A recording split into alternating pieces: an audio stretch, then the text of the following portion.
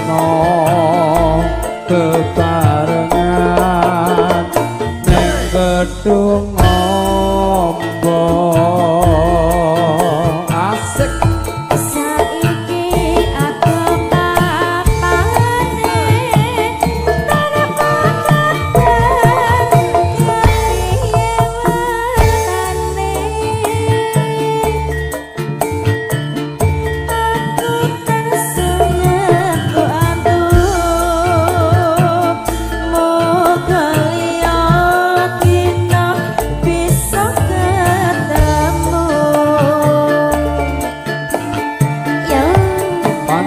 kudu tak akoni yen to tresno tak kudu duweni nadyan apa jroning ati nanging biyen kudu tak lakoni.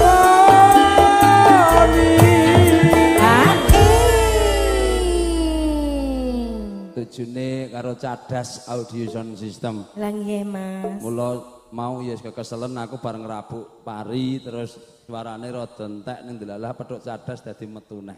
Terus petuk Mustika. Sik Mas, tak tempet-tempetne sampean iki kaya Oh sapa?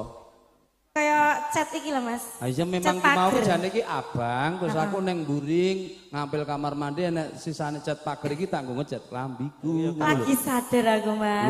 Tibake gawan kuwi. Ha iya Lah wong yogane karo ki abang kabeh kok. aku gawan ning ndi omah nyetan kok. Lah mesine kene gak teko. Gawan tandur. Ya. Panyuwun aku mring sliramu.